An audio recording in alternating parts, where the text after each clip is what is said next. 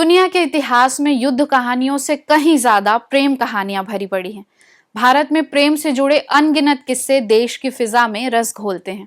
आपने हीर रांझा, लैला मजनू की कहानी सुनी होगी, लेकिन छत्तीसगढ़ के आदिवासी इलाकों में भी प्रेम की कई कहानियां बिखरी पड़ी हैं और यहाँ प्रेमियों को तो ईश्वर की तरह पूजा जाता है। अब जैसे बस्तर के इलाके की झिटकू और मिटकी की प्रेम और बलिदान की दास्ता को ही ले लें, जिनका प्रेम अब केवल कहानी नहीं बल्कि एक परंपरागत उत्सव का रूप ले चुका है। पीढ़ी दर पीढ़ी बस्तर के लोग इसे सुनते सुनाते आ रहे हैं।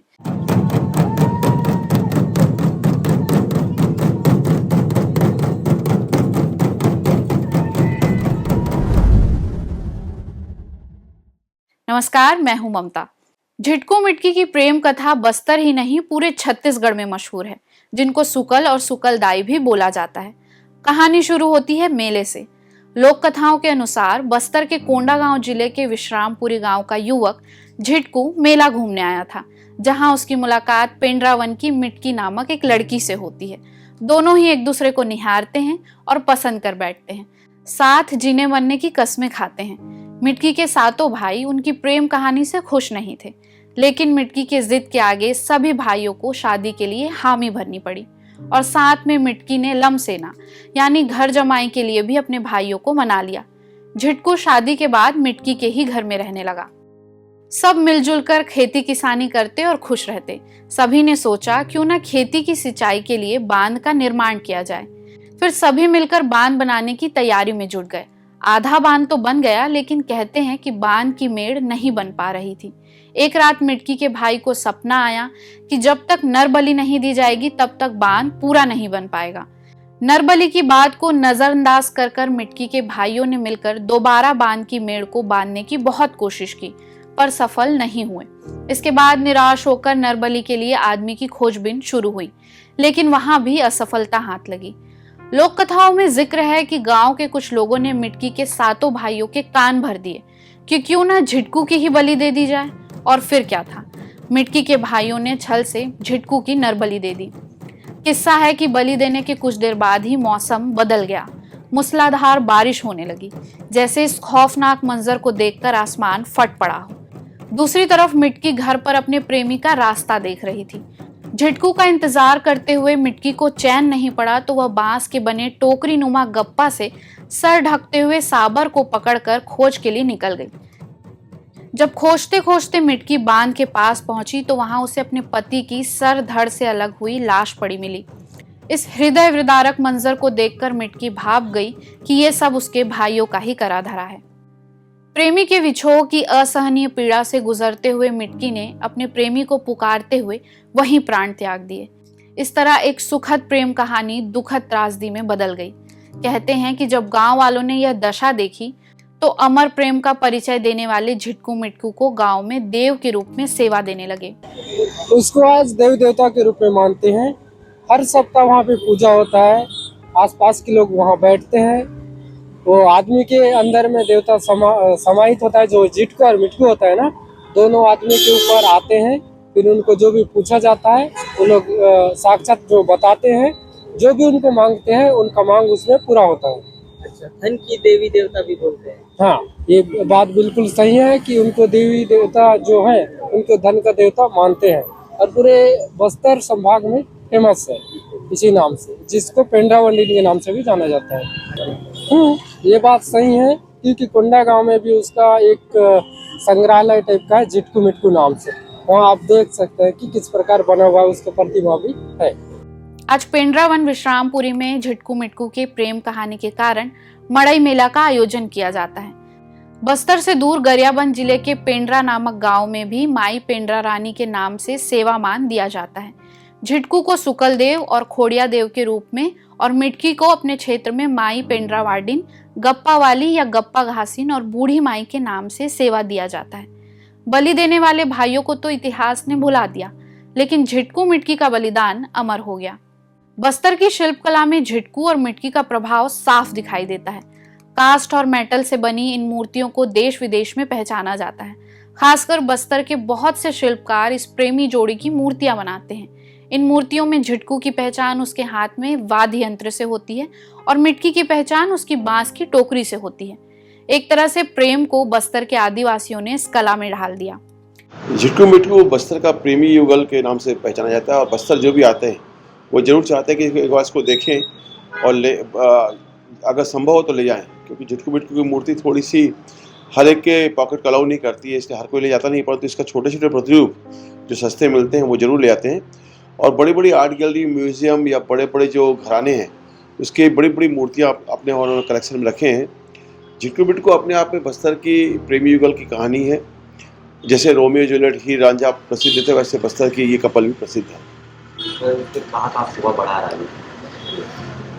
इसकी मूर्ति तो बहुत सी जगह मिलेगी आपको, बड़े बड़े होटलों में, जैसे आईटीसी के होटलें हैं, ताज ग्रुप की होटलें हैं, मुझे लगता है शायद राष्ट्रपति भवन में भी इसकी मूर्ति है, और देश के बहुत सी म्यूजियम में, कुछ राजघराने में भी इसकी मूर्तियाँ बहुत अच्छी पड़ी हुई हैं।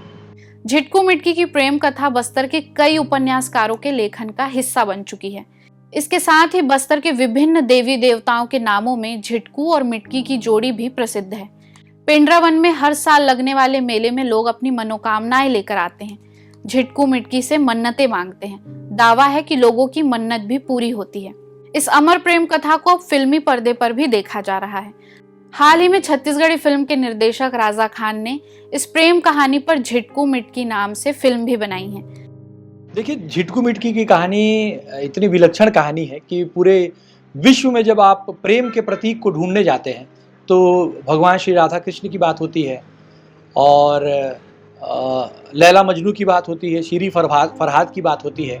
लेकिन आप ये सोचिए कि बस्तर की झिटकू मिटकी की एक ऐसी कहानी कि प्रेम के प्रति, प्रेम की पराकाष्ठा ऐसी रही है और प्रेम के प्रति समर्पण ऐसा रहा है कि झिटकू और मिटकी के प्रेम के चलते उनको देवी देवता की तरह बस्तर में पूजा जाता है।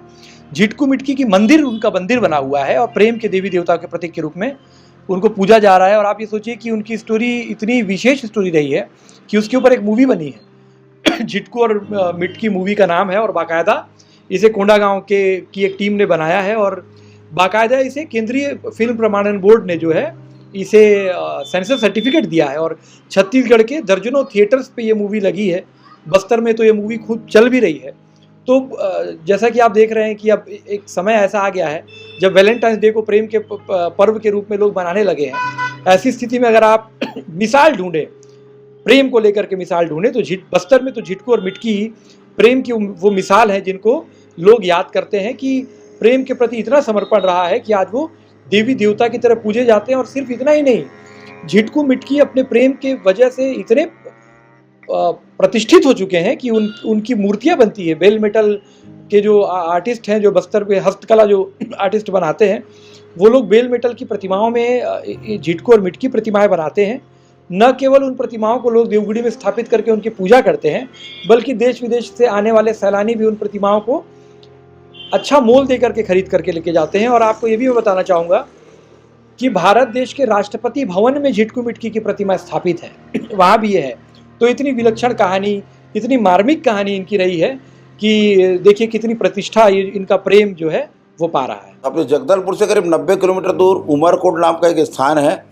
वहाँ झिटकी मिटकी की जो देवी के नाम से पेंडा वाहिन इसके नाम को देवी के नाम से बाकायदा वहाँ के राजा ने मंदिर भी बनवाया है। तो बस्तर की जो प्रेम कथा है वो बहुत वर्षों पुरानी है।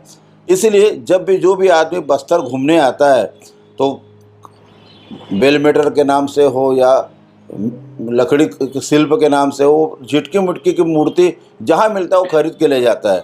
बस्तर में एक और ऐसी ही अनोखी प्रेम कहानी है जो अधूरी रह जाती है लेकिन लोगों के दिलों में घर कर जाती है। स्थानीय लोग इस प्रेमी जोड़े को आज भी श्रद्धा के साथ पूजते हैं। कोंडागांव जिले के मुख्यालय से लगभग 12 किलोमीटर दूर सेठिया परिवार बहुल ग्राम पंचायत सोनाबल है। गांव के बाहर ही एक पेड़ के नीचे चबूतरे में खास अवतार पर सोमी धामी की पूजा होती है। हर तीज त्योहार से पहले सेठिया परिवार के साथ ही पूरा गांव पूजता है। यह कहानी है सोमी धामी और रुनकी झुनकी की अधूरी प्रेम गाथा की। कहते हैं भले ही ये अपने प्यार को नहीं जी पाए, लेकिन आज स्थानीय लोग इन्हें देवता मानते हैं। लोगों के बीच कथा प्रचलित है कि कोंडागांव से लगे संबलपुर से 2 लड़के सोमी और धामी काम की तलाश में सोनाबल के सेठिया परिवार के यहाँ पहुंचते हैं। काम के दौरान उनकी मुलाकात रुनकी और झुनकी नाम की 2 युवतियों से होती है। धीरे धीरे उनके बीच मोहब्बत होती है और इस प्यार की महक पूरे गांव में फैल जाती है।